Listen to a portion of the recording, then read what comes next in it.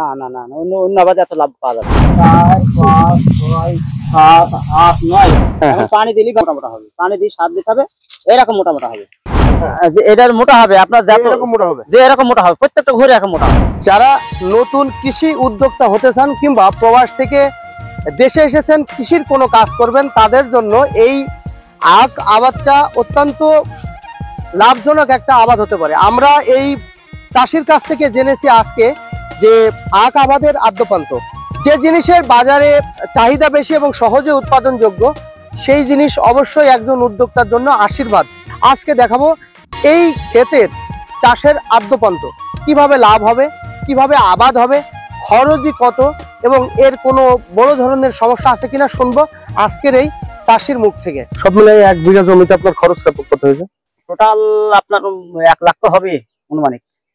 যদি আপনার ঠিক মতো করা যায়, এক একটা গুছে আপনার 7 খান 8 খান করে 70টা লাইন যদি 2500 করে বিক্রি করেন তাহলে 1,75,000 টাকা হয়। তাহলে তো আপনার লাভটা অনেক বেশি। তো এক বছরে এই আখের সমান আপনি লাভ তো পাবেন না। না না না না, অন্য অন্য আবাদে এত লাভ পাওয়া যাবে না। আমি তো মুড়ি করার চিন্তা ভাবনা করছি, তারপরে দেখবো আবার পরে আবার যদি মুড়িতে লাভ হয় তারপরে আবার মনে করছি আরো ঘেরার চিন্তা ভাবনা করবো ইনশাল্লাহ। একবার আখ লাগানোর পরে কতবার সেটাতে ফলন পাওয়া যাবে আর কি? ওটা আপনার যদি যত্ন করা যায় 3বার পাওয়া যাবে। এই কুহুটা লাগাতে এই আল গাছটা লাগাতে এই জাতটা। আচ্ছা, যেমন এই যে আপনি এই যে এখানে কেটে দিয়েছেন বাড়ি বুঝছেন, পানি দিলেই মোটা মোটা হবে, পানি দিয়ে সার দিতে হবে, এরকম মোটা মোটা হবে।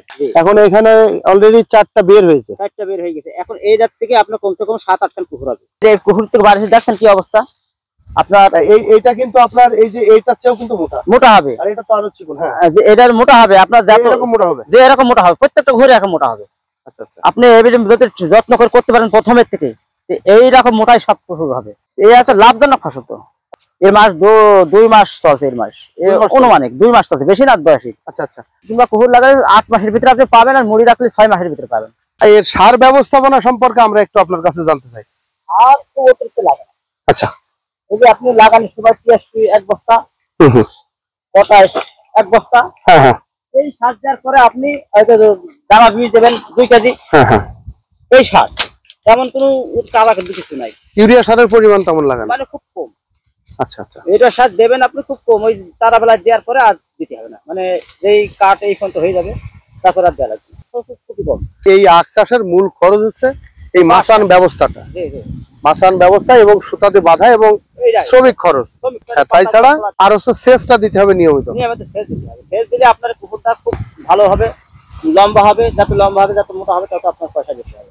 3, 4, 5, 6, 7 খান দেখছেন, মানে প্রত্যেকটা যদি আপনি নিয়মে যদি আসল পুকুর থাকে তো 7 খান 8 খান তো পুকুর আছে। এটা মিনিমাম 4 খান হবে। এটা আমার নাবলার কারণে এটা এরকম। এটা লাগানোর প্রকৃত সময় কোনটা? আপনি ভাদ্র থেকে আশ্বিন কার্তিক এই 3টা মাসের ভিতরে লাগাচ্ছিল আপনার জন্য সবাই খুব ভালো। মনে করেন যদি কার্তিক হেলা 18 ভাদ্র আশ্বিন হেলা লাগান, আপনি মনে করেন আগামী 8 মাসের ভিতরে আপনি আখ পাইবেন।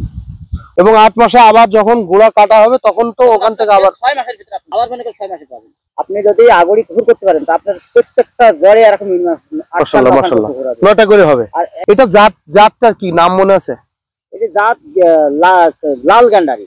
লাল গান্ডারি।